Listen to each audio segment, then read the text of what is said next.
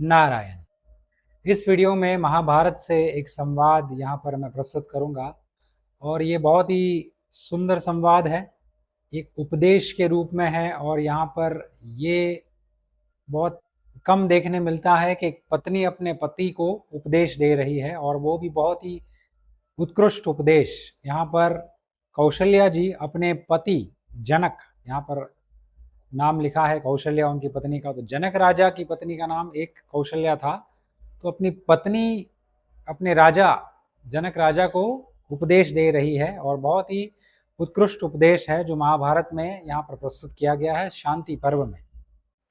एक बार ऐसा होता है कि जनक राजा के हृदय में अपार विरक्ति प्रकट हो जाती है, मूढ़ता आ जाती है और संसार के प्रति इतना वैराग्य उत्पन्न हो जाता है कि उनको कोई रुचि नहीं रहती है। तो वह निर्णय लेते हैं कि मैं संसार को त्याग दूंगा और वह संसार को त्याग देते हैं। राज गद्दी को त्याग करके एक भिक्षु की भांति थोड़े से मुट्ठी भर जौ जो दिन में मिलते हैं उस पर निर्भर रहते हैं। तो उनकी पत्नी को ये पता चलता है और तुरंत ही उनको मिलने आती है और भिक्षुओं के बीच में बैठे हैं, मगर फिर वह एकांत में जाकर के उनको ये उपदेश देती है। वह कहती है कि आप जैसे राजा, आपके पास राज लक्ष्मी थी, धन धान्य से संपन्न आपका राज्य था, चक्रवर्ती सम्राट, आप पूरे विश्व को आप पोषण देते हैं, सभी जीवों को पोषण देने वाले राजा हैं। तो आपको ये शोभा नहीं देता है कि यहाँ पर आप आकर के भिक्षु की भांति जिए और जौ के थोड़े से दानों पर आप निर्भर रहें, ये आपको शोभा नहीं देता है। फिर वो कहती है कि आपके ये जो जौ के दाने हैं उस पर अगर आप निर्भर रहें तो आप ना तो पितृ ऋण चुका सकते हैं, ना अतिथि का ऋण चुका सकते हैं, देवताओं का ऋण नहीं चुका सकते हैं, आपको याचक आए उसका ऋण नहीं चुका सकते हैं। तो ये सब जो ऋण आपको चुकाने हैं तो आप कैसे चुकाएंगे, क्योंकि आप ही के पास मुट्ठी भर जौ है, आप यज्ञ कैसे करेंगे? यज्ञ करने के लिए आपको धन संपत्ति चाहिए जिसके माध्यम से फिर आहुति के माध्यम से देवताओं को पोषण मिलता है। आप ऋषियों की रक्षा कैसे करेंगे, ऋषियों का मार्ग प्रशस्त कैसे करेंगे? आप गुरुकुल स्थापित करके गुरुकुल को सहाय दे करके धन अगर उधर कम पड़े तो आप उनको दे सकते हैं। तो आपका ये दायित्व है। तो फिर ऋषियों का ऋण भी आप चुका नहीं पाएंगे, आप स्वयं भी अध्ययन नहीं कर रहे हैं ज्ञान का, वेदों का ज्ञान का। फिर वो कहते हैं कि कोई अतिथि आपके पास आए तो आपके पास तो केवल थोड़े से जौ है, आप क्या उनको खिलाएंगे?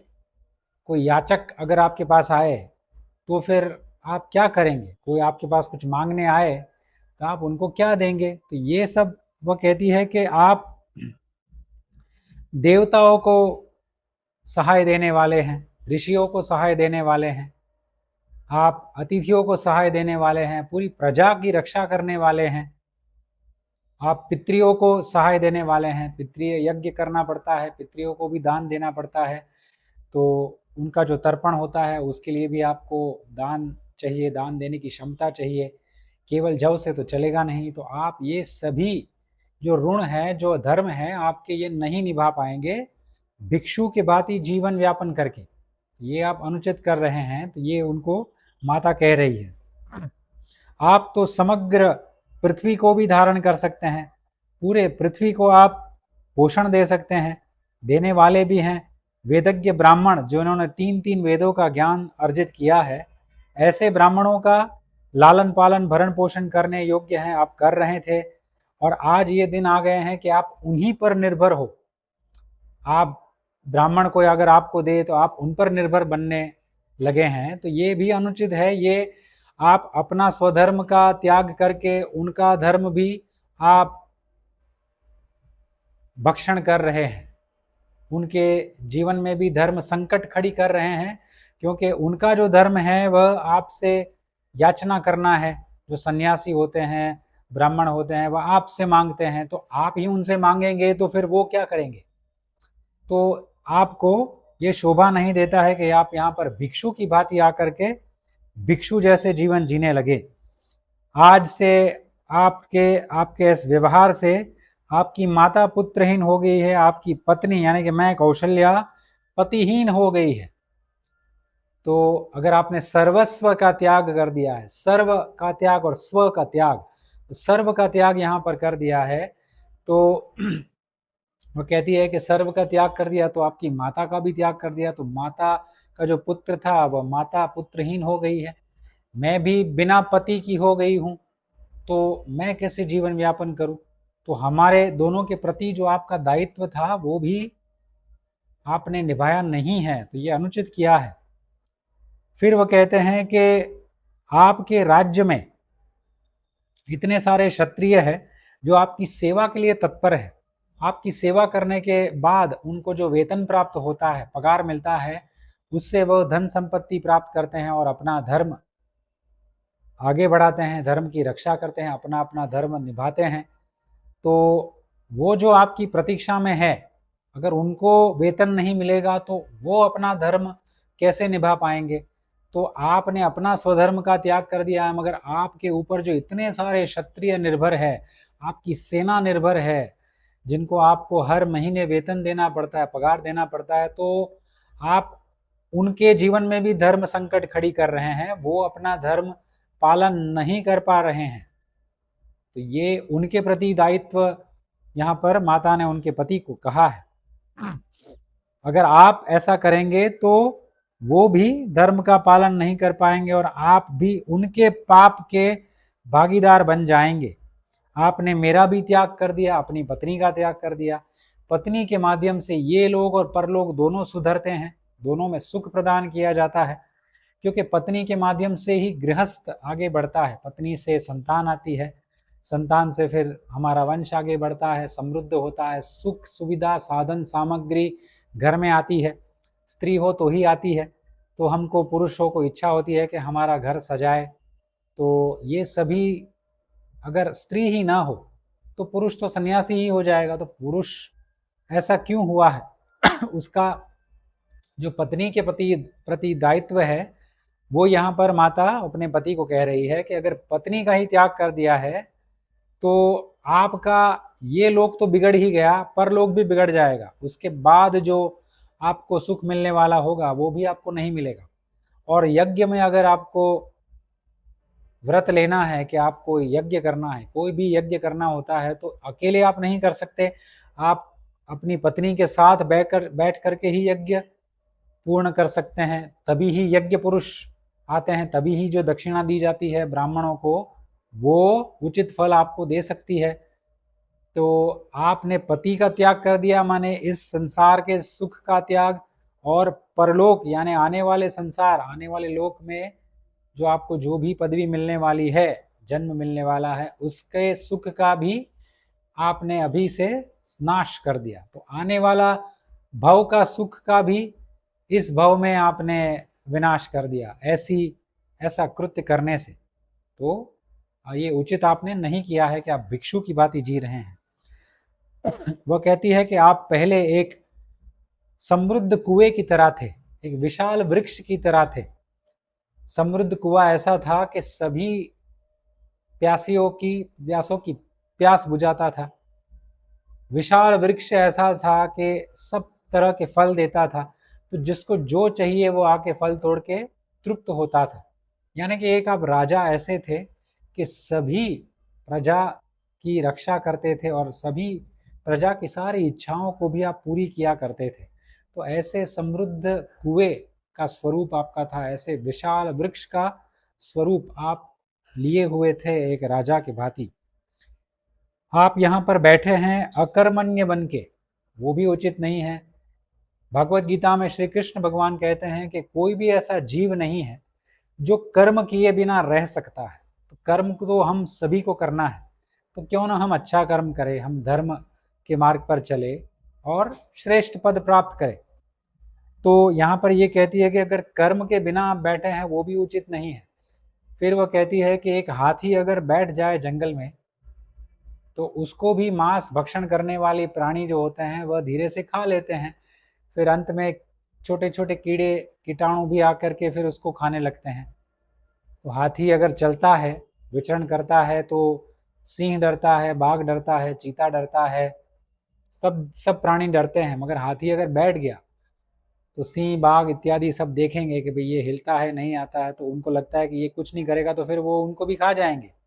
तो इसीलिए माता यहाँ पर कह रही है कि आप अकर्मण्य बैठकर करके आप बैठिए नहीं, कर्म करिए।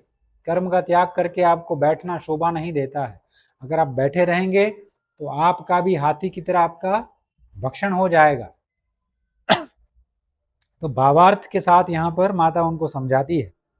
तो कर्तव्य बोध का ज्ञान अपने पति को देती है।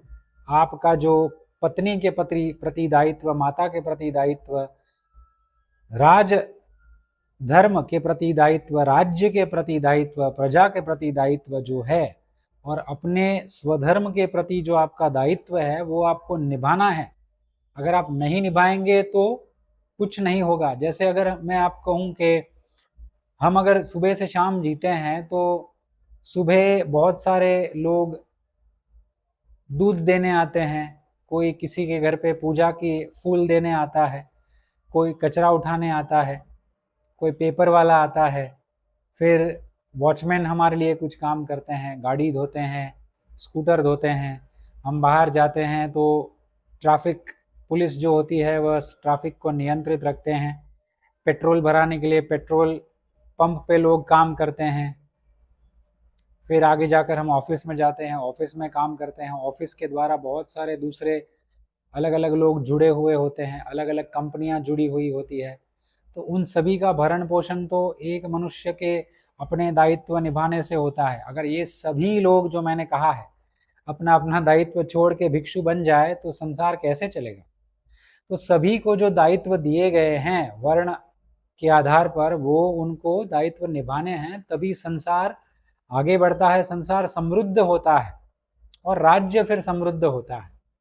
तो यहाँ पर दायित्व के प्रति बहुत वजन दिया है माता कौशल्या ने। वो आगे कहती हैं कि अगर आपने त्यागा ही है अपना राज्य, मगर फिर भी आप ये मुट्ठी भर जौ के ऊपर निर्भर हो, तो आपका राज्य का त्यागना सार्थक नहीं हुआ। वो कहती है कि आपने अगर सर्वस्व ही त्याग दिया है तो फिर आप ये जौ की मुट्ठी के ऊपर क्यों निर्भर हो, जौ को क्यों नहीं त्यागा। अगर आप जौ और राज्य को दोनों एक समान अवस्था में देखें तो त्याग की दृष्टि से तो आपको दोनों को त्याग देना चाहिए था। आपने राज्य को त्यागा, जौ को नहीं त्यागा, ऐसा क्यों। तो ये कहती है कि आपका जो प्रण था कि मैंने सर्वस्व त्याग दिया है वो विफल गया है, क्योंकि आपने राज्य को त्याग दिया है मगर जौ के ऊपर निर्भर हैं। तो आपको सर्वस्व ही त्यागना था, तो आपको सर्वस्व त्यागना था। ऐसा नहीं कि आपको भिक्षु की भांति जीना था और आप मुट्ठी भर जौ पर निर्भर रहते हैं, फिर भी जौ के प्रति तो आप निष्ठा रखते ही, जौ के अधीन है आप। जौ यानी जौ के जो शरीर में जाते हैं, शरीर यानी के जीवन प्राण हमारे रहते हैं, हम आगे बढ़ते हैं, तो इसका अर्थ ये हो गया कि हमारे जीवन के प्रति आसक्ति और है, तो आपने क्यों नहीं त्यागा जौ को। तो आपका राज्य का त्यागना भी कोई सार्थक नहीं हुआ है, यहाँ पर माता इनको कहती है।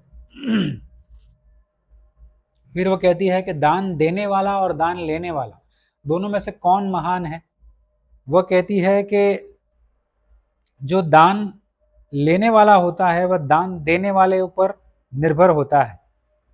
जो वेदज्ञ धर्मनिष्ठ ब्राह्मण होते हैं, सच्चे साधु, सच्चे सन्यासी होते हैं, जो मोक्ष की इच्छा रखने वाले होते हैं और जिसने विधिवत सन्यास आश्रम में प्रवेश किया है, वानप्रस्थ में प्रवेश किया है, विधिवत, ये शास्त्र की विधि के आधार पर उन्होंने प्रवेश किया है, ऐसे लोग अगर आपके पास याचना लेकर के आते हैं कुछ भोजन मांगने के लिए, उसको आप अगर देते नहीं हैं तो आप अपना धर्म नहीं निभा रहे हैं। और वो जो दान लेने वाले हैं, समझो मांगने वाले हैं, अगर आप देने वाले ही नहीं रहे तो फिर दान लेने वाले जो है वो कहाँ जाएंगे। अगर हम ही सब काम कर ले, समझो किसी के पास कोई गाड़ी है, अगर वो कहता है एक बिल्डिंग में 10 जन रह रहे हैं, 10 ये करते हैं कि हम ही अब हमारी गाड़ी धो लेंगे, तो वहाँ का जो गाड़ी धोने वाला होता है उसको भी पैसे चाहिए, उसको काम चाहिए। अगर सभी लोग ऐसा ही सोचेंगे कि मैं अपना काम स्वयं कर लूंगा, तो फिर दूसरे लोग जो हम पर निर्भर है वो बेचारे क्या करेंगे? उनको अगर हम काम दे गाड़ी धोने का, तो वो भी कुछ पैसा कमा के वो भी अपना धर्म पालन कर सकते हैं, अपना घर चला सकते हैं और उनकी भी इच्छा पूरी हो सकती है। अगर हम उनका धर्म छीन ले, उनके जीवन में धर्म संकट खड़ी करे, तो ऐसा भी हो सकता है कि वो भी विकृत होकर के हम पर ही वार कर दे। तो ऐसा समाज में संतुलन कब बना रहता है कि सभी लोग अपना अपना दायित्व निभाए और कर्तव्य निभाते चले जाए। ऐसा नहीं है कि हम ही सब सारा काम हमारा सब ही कर ले। अगर ऐसा होता तो एक मनुष्य को अगर पर्वत पे रखा जाए तो भी वह अपने आप कुछ कर नहीं सकता। उसको पता भी नहीं चलेगा कि क्या खाना क्या नहीं खाना, कौन सी औषधि है, कौन से वृक्ष से उसको फल तोड़ के खाने हैं, कौन से पत्ते खा के वह मर भी सकता है, उसको ये पता भी नहीं होगा। उसको किसी की आवश्यकता पड़ेगी इसको पूछने की। तो कोई भी मनुष्य अकेला जीवन यापन नहीं कर सकता है। केवल सन्यासी जो होता है वह अकेला जीवन यापन करता है। वो भी अपने प्राण और प्राण की रक्षा करने के लिए, आत्मा और शरीर को एक रखने के लिए तब तक जीवित रहता है जब तक उसको ब्रह्म की प्राप्ति नहीं होती है, तब तक वो भी जीवित रहता है, ऐसा शास्त्र कहते हैं। क्योंकि मनुष्य शरीर ही दुर्लभ है, तो उसका पूरे रूप से सदुपयोग हमको करना है और इसी जन्म में भगवान को प्राप्त कर लेना है। ऐसा दृढ़ निश्चय हमको करना है और ऐसे ही जीवन जीना है। तो यहाँ पर ये कहती है कि दान देने वाला नहीं होगा तो दान लेने वाले कहाँ जाएंगे, तो उनके जीवन में धर्म संकट खड़ी हो जाएगी। फिर वो कहती है कि अन्न से ही गृहस्थ आश्रम निकलता है, जो आगे जाकर के ऐसे सच्चे साधु सन्यासियों का सहारा बनते हैं। तो मनुस्मृति में एक सिद्धांत है कि गृहस्थ आश्रम से ही तीनों आश्रम की को पोषण मिलता है। अगर आप ये नहीं मानते हैं तो मैं आपको ये दिखा दूं, आज भी जो स्कूल चलती है, कॉलेज चलती है, उनको फीस कौन देता है? उसमें जो स्टूडेंट्स पढ़ते हैं, जो छात्र पढ़ते हैं, उनके माता पिता ही उनको स्टूडेंट्स जहाँ पढ़ते हैं उनको फीस देते हैं। तो माता पिता कौन होते हैं? कमाने वाले होते हैं। जो कमाने वाला पुरुष होता है, घर का मुखिया, वो ही अपने बेटे की फीस भरने जाएगा स्कूल में, कॉलेज में अपने बेटी की फीस भरने जाएगा। तो वो अगर कमाता ना हो तो फीस कैसे चलेगी? तो गृहस्थ से ब्रह्मचर्य यानी कि गुरुकुल का चलना निर्भर है। वानप्रस्थ यानी कि ओल्ड एज होम्स जो हरिद्वार में देखे जाते हैं, वृंदावन में देखे जाते हैं, तो उनको भी सहारा चाहिए, उनको भी दान दक्षिणा चाहिए। तो बहुत सारे ट्रस्ट जो बनते हैं, जो ओल्ड एज होम्स चलाते हैं, जहाँ पर केवल वृद्ध रहते हैं, तो उनकी चिकित्सा की जाती है, उनको भक्ति मार्ग पर लेके जाया जाता है और उनको ऐसा वातावरण दिया जाता है कि वह भक्ति में और आगे बढ़े, भगवान के समीप जाए, क्योंकि उनकी वृद्धावस्था आ गई है, उन्होंने घर का त्याग कर दिया है। तो उनको जो चलाने वाले जो होते हैं उनको भी दान कौन देता है? कमाने वाले ही दान देते हैं। जो पुरुष घर में कमाता है, जॉब करता है, बिजनेस करता है, वही दान दे पाता है।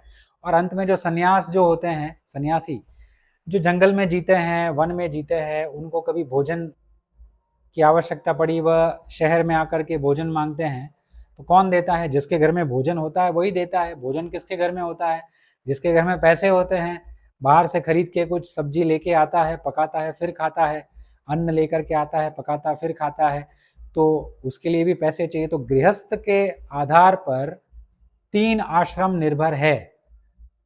यहाँ पर माता इनको कह रही है कि अन्न से गृहस्थ बनता है, अन्न से ही गृहस्थ बनता है। ये बहुत अच्छी बात कही है। अन्न खाते हैं स्त्री और पुरुष, पुरुष के अंदर वीर्य बनता है, स्त्री के अंदर फॉलिकल्स बनते हैं जो बीज बनने के लिए रेडी होते हैं। पुरुष और स्त्री के मिलन से फिर बीज बनता है और संतति उत्पन्न होती है और फिर गृहस्थ बढ़ता है। तो अन्न से ही गृहस्थ बनता है और गृहस्थ से ही साधु सन्यासियों की रक्षा होती है, उनको सहारा मिलता है। और यहाँ पर माता ये भी कहती है कि अन्न जो है वह प्राण के समान है। अन्न का दान यानी प्राण का दान। अगर हम और आप कुछ दिन तक खाए नहीं तो हम मर जाएंगे। तो अन्न का दान यानी प्राण का दान, यानी अन्न, यहाँ पर ये संदर्भ में माता ये कह रही है कि अन्न से गृहस्थ बनता है। कैसे? अन्न हम खाते हैं पुरुष और स्त्री खाते हैं, उसके ऊपर से फिर उनके मिलन से फिर बीज बनता है, संतति उत्पन्न यानी प्राण आते हैं या नई संतान उत्पन्न होती है। तो अन्न से प्राण, ये संदर्भ में माता ने यहाँ पर कहा है। तो अन्न का दान जब दिया जाता है, इसका अर्थ यही है कि प्राण का दान, अन्न दान यानी प्राण दान। तो आपको सच्चे साधु, सच्चे सन्यासी और वेदज्ञ धर्मनिष्ठ ब्राह्मणों को और सभी ब्राह्मण जो पतित भी हो गए हैं उनको भी आपको सहारा देना है, भोजन देना है और आपको ये दान करना है। तो आप आकर के अन्न का दान दीजिए, और अन्न दान बहुत ही बड़ा दान है। तो दान देने वाला बहुत बड़ा होता है, क्योंकि दान देने वाला नहीं है तो दान लेने वाले कहाँ जाएंगे। तो बहुत बड़ा होता है और बहुत बड़ी पदवी होती है, यहाँ पर माता ने उनके पति को कहा है। फिर भिक्षु की व्याख्या करती है, वह कहती है कि सच्चा भिक्षु वो नहीं होता है जो जिसने सब कुछ त्याग दिया हो, जिसने भगवा कपड़ा पहन लिया हो और जो भीख मांग रहा हो और जो बहुत मूढ़ता के साथ जी रहा हो, अपने हृदय में हठ लेकर के जी रहा हो कि मैंने संसार को त्याग दिया है। सच्चा भिक्षु ये नहीं होता है। सच्चा भिक्षु यही होता है, वही होता है जो जिसने अपने हृदय से संसार को त्याग दिया है, हृदय से ही संसार को निकाल के फेंक दिया है, अपनी सारी इच्छाओं को भी निकाल के फेंक दिया है और उसको संसार के कोई भी सुख में रुचि नहीं है। इसी को सच्चा भिक्षु कहा जाता है। तो ये सच्चे भिक्षु की निशानी यहाँ पर माता ने कर दी है। फिर वह कहती है कि जो मनुष्य, जो पुरुष समग्र विश्व को त्याग देता है, लोक को ही त्याग देता है, भौतिक जगत को त्याग देता है, फिर भी ये लोक में जीवित रहता है, सभी के बीच रहता है, सभी संबंधियों को त्याग देता है, फिर भी संबंधियों के बीच में रहता है और अपने शत्रु और मित्र दोनों के बीच में कोई भेद नहीं देखता है, ऐसा ही पुरुष सर्वथा मुक्त है, सर्व रूप से मुक्त है। इसी को जीवन मुक्त भी कहा जाता है, जो ऋषि वशिष्ठ भगवान राम को उपदेश देते हैं रामायण में। जीवन मुक्त की यही परिभाषा है कि जीवन मुक्त यानी जीवन में रहते हुए भी मुक्त भाव से जीना। राज ऋषि उसी को कहते हैं कि राजा के गद्दी पर ऋषि भाव से बैठना, सरल भाव से बैठना। तो इसी को यहाँ पर माता ने कहा है कि सच्चे मुक्त पुरुष की निशानी, सच्चे भिक्षु की निशानी यही है। फिर वह कहती है कि पाखंड क्या है। बहुत सारे साधु सन्यासी भगवा कपड़ा पहन लेते हैं और दान मांगने के लिए आ जाते हैं। उनका हेतु दान मांगना होता है, मगर वह भगवा कपड़ा इसलिए पहनते हैं क्योंकि उनको दान मिल जाए। तो ये तो पाखंड ही हो गया। उनके हृदय में दान की अभिलाषा है, दान में आसक्ति है। दान यानी जो भी भोग उनको मिलने वाला है उनमें आसक्ति है, यानी उनको संसार में ही आसक्ति है, और इसीलिए वह भगवा कपड़ा पहन के अपने आप को साधु सन्यासी कहते हैं, मगर वह पाखंड है। और वह फिर पूरे विश्व में विचरण करते रहते हैं और विषय भोगों को खोजते रहते हैं। जो भी मनुष्य वेदज्ञ हो और वेदों का त्याग कर दे, अपनी पत्नियों का त्याग कर दे, पुत्रों का त्याग कर दे और सन्यासियों के भेष में फिरता हो पूरे जगत में, मगर उसने अपने हृदय के विकारों को जीता नहीं है, विकार यानी काम, क्रोध, मोह, लोभ, सभी विकारों को उसने जीता नहीं है, उसने उखाड़ के फेंक नहीं दिया है और अपने आप को एक साधु सन्यासी दिखाता फिर रहा है, हृदय में विकार है, तो ऐसे मनुष्य को यही मानना चाहिए कि अपनी विषय भोग की अभिलाषा से ये ऐसा कर रहा है, यानी कि वह अभी भी संसारी है मगर पाखंड है, क्योंकि वह साधु के भेष में है मगर संसारियों के जैसे ही जीवन यापन कर रहा है, संसारियों के जैसे ही उसमें विषय भोग की तृप्ति अभी भी है, शांत नहीं हो। उसको अच्छा खाना चाहिए, अच्छी गाड़ी चाहिए, मान सम्मान चाहिए, ये सब में आसक्ति है। इसका अर्थ यही हो गया कि ये पाखंड है, सन्यासी नहीं है। इनको तो खास करके हमको दान देना ही नहीं है, क्योंकि ये पाखंड के भेष में रहते हुए गृहस्थों से दान इकट्ठा करते हैं, बड़ी बड़ी जमीन लेते हैं, बड़े आश्रम बनाते हैं, और गृहस्थों के पास जो सुविधा नहीं होती है ऐसी सुविधा वह अपने लिए वहां पर आश्रम में करते हैं। अपने लिए बहुत बड़ा कक्ष होता है, एसी होता है, अच्छे अच्छे भोजन सामग्री व्यंजन खाते हैं, अच्छे अच्छे कपड़े पहनते हैं। तो ये ऐसे लोगों को तो कभी भी आपको हमें दान नहीं देना है। ये पाखंड ही है और हमारा दान दिया हुआ भी व्यर्थ ही जाता है। इसलिए इससे अच्छा तो हम हमारे पास ही रह और हम हमारे परिवार पर खर्चा करें। तो माता यहाँ पर कहती है कि ऐसे लोग तो पाखंड ही है, और फिर अंत में कहती है कि ये लोग तो धंधा करने वाले हैं। ऐसा शब्द यहाँ पर उपयोग किया गया है माता के द्वारा कि ऐसे जो होते हैं पाखंडी, ये तो धंधा ही करते हैं, जो सच्चे साधुओं, सच्चे सन्यासियों को भी, उनके लिए भी धर्म संकट खड़ी करते हैं, क्योंकि फिर पाखंड बढ़ जाता है तो सच्चे साधु, सच्चे सन्यासियों की पहचान करना बहुत ही मुश्किल हो जाता है। तो एक पहचान मैं आपको दे सकता हूं कि शास्त्र में लिखा गया है कि सन्यासियों के लिए अपमान जो है वह अमृत समान है।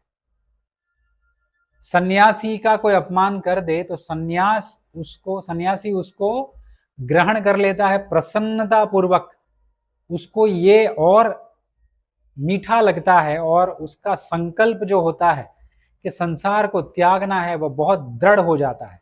तो जितना उसको अपमानित किया जाता है सन्यासी उतना ही प्रसन्न होता है और उतना ही वह भगवान के समीप जाने लगता है। उसको मन में बहुत ही दृढ़ संकल्प हो जाता है कि संसार तो त्यागने योग्य ही है। संसार के प्रति विरक्ति उसकी बढ़नी चाहिए, उसकी विरक्ति कम नहीं होनी चाहिए, बढ़नी चाहिए। आसक्ति बढ़नी नहीं चाहिए संसार में। और आजकल के लोकतंत्र में जो साधु संत है उनकी आसक्ति संसार में बढ़ती है, भले वह भगवा कपड़ा पहने हो, वृद्ध हो गए हो, ये सभी पाखंड ही है। तो सच्चा सन्यासी कैसे पहचाना जाए? तो उसको अपमान का भय नहीं होता है, अपमान तो उसको बहुत प्रिय लगता है। और आजकल के साधु को अगर हम अपमानित कर दे तो वो बहुत भड़क जाते हैं, क्रोध में आ जाते हैं।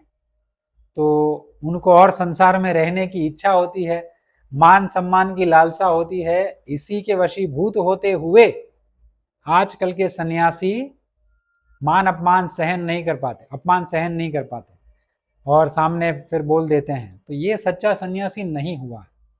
बहुत कम मैं आपको कह सकता हूं कि बेनिफिट ऑफ डाउट किसको दे सकते हैं कि जो सन्यासी है मगर केवल दूसरों के कल्याण हेतु समाज में रह रहा है, अपने लिए कुछ मांग नहीं रहा है, कोई सुख सुविधा भी मांग नहीं रहा है, छोटी सी कुटिया में रह रहा है, मगर लोक कल्याण के लिए ही तत्पर है, उसी में उसका समय व्यतीत हो रहा है और कुछ मांग भी नहीं रहा है, कोई दक्षिणा नहीं, और लोगों का अच्छा भी हो रहा है और धर्मनिष्ठ ही उपदेश उनको देता हो, शास्त्र सम्मत उपदेश उनको देता हो, तो हम मान सकते हैं कि ये जो सन्यासी है ये सन्यास पथ पर तो है, सच्चे पथ पर है, आगे जाकर के सच्चा सन्यासी बन ही जाएगा और पूरे रूप से संसार को त्याग देगा।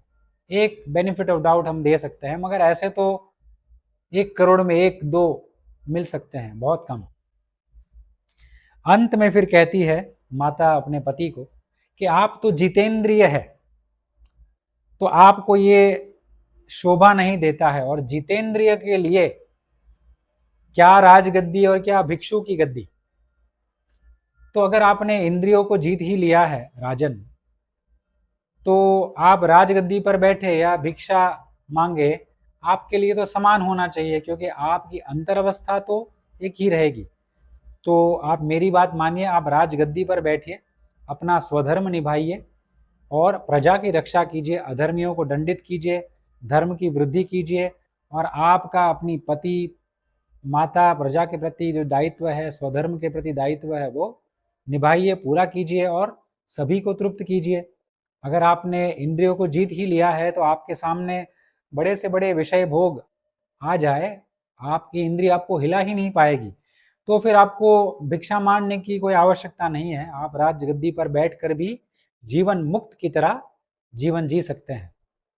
तो ये बहुत सुंदर उपदेश यहाँ पर दिया है। अंत में कहती है कि आप वो राजा जो अपने गुरु के अग्निहोत्र के लिए समीधा इकट्ठा करता है और फिर सच्चे साधु, सच्चे सन्यासी और वेदज्ञ धर्मनिष्ठ ब्राह्मण और जो पतित ब्राह्मण है उनको भी दान देता है और ऐसे कर्तव्य पालन करता रहता है, तो ऐसे राजा से अधिक धर्मपारायण पुरुष कौन हो सकता है? यहाँ पर माता अंत करती है उपदेश और राजा मान जाते हैं। राजा एक शब्द नहीं बोलते हैं, मगर उनके दिमाग में ये पूरा बैठ जाता है और वह मान जाते हैं और फिर से विदेह राजा बन जाते हैं और फिर प्रजा की रक्षा करने लगते हैं। तो यहाँ पर बहुत सुंदर उपदेश है। और एक शब्द में यहाँ पर सनातन शब्द यहाँ पर मुख्य रूप से फिर से मैं दोहराऊंगा कि माता ने उपयोग किया है। सनातन शब्द माता ने इस संदर्भ में कहा है कि जो भी मनुष्य गृहस्थ को त्याग देता है और भिक्षा मार्ग पर चले जाता है तो वो सनातन मार्ग का त्याग करता हुआ माना जाना चाहिए। सनातन मार्ग यानी वेदों का मार्ग, वेदों का मार्ग यानी धर्मशास्त्रों का मार्ग। धर्मशास्त्र से हमको उपदेश दिए गए हैं, जो भी हमारे स्वधर्म है वो हमको पालन करने हैं। स्त्री के एक स्वधर्म है, पुरुष के स्वधर्म है, वर्णों के सब धर्म है, तो वो हमको सब कुछ पालन करना है और ये पालन करने से ही हमारी सारी इच्छाएं पूरी हो सकती है। और गृहस्थ में से फिर हम बाहर निकल के एक आप कह सकते हैं कि वैराग रूपी रत्न को प्राप्त कर सकते हैं। पुरुषों के लिए ये बहुत अनिवार्य है कि हम सभी अपना अपना स्वधर्म निभाए। यहाँ पर देखा कि एक ही राजा जब अपना स्वधर्म छोड़ता है तो उसकी पत्नी, माता, उसकी पूरी सेना, उसकी पूरी प्रजा, पूरा राज्य के लिए धर्म संकट खड़ी हो जाती है। तो एक मनुष्य जिस पर बहुत सारा निर्भर होता है तो उसको तो बहुत सोच समझ के जीवन यापन करना चाहिए। आजकल भी एक पुरुष अगर कमाना बंद कर दे तो उसकी पत्नी कैसे जिएगी, अपने जो संतान होती है उसका भरण पोषण कैसे होगा, उनकी स्कूल की फीस कैसे कौन भरेगा, उनके माता पिता को कैसे उनका लालन पालन होगा। तो एक पुरुष जो कमाने वाला होता है उसको अपना दायित्व निभाना ही पड़ता है। तो यही संदर्भ में माता अपने पति को कहती है कि आपको एक राजगद्दी, आप राजा है, राजगद्दी संभालिए, राजा को राजधर्म का पालन करना ही पड़ता है। और जब भी एक उत्कृष्ट उत्तराधिकारी खड़ा हो जाए जो आपसे भी अच्छा हो तभी आप त्याग कर सकते हैं। ये सुंदर उपदेश यहाँ पर हमको महाभारत से मिलता है। ऐसे ही अगर सुंदर उपदेश आपको पसंद है, वीडियोस पसंद है, तो आप मेरी चैनल को सब्सक्राइब कर सकते हैं। यूट्यूब पर एक चैनल है जिसका नाम है गोवर्धन मठ, उसको आप अवश्य सब्सक्राइब कीजिएगा। उसमें आपको धर्म, राष्ट्र, अध्यात्म ये तीनों से लगता हुआ संपूर्ण ज्ञान मिलेगा और सभी ज्ञान ये तीनों में ही है। तो ये तीनों का ज्ञान आपको मिलेगा। अगर आप वो ध्यान पूर्वक सुनते हैं, धीरे धीरे अपने जीवन में उतारते हैं, तो आप देखिएगा आपके जीवन में भी कल्याण होना आरंभ हो जाएगा। ये मेरा विश्वास है। शिव शंकर प्रलयंकर।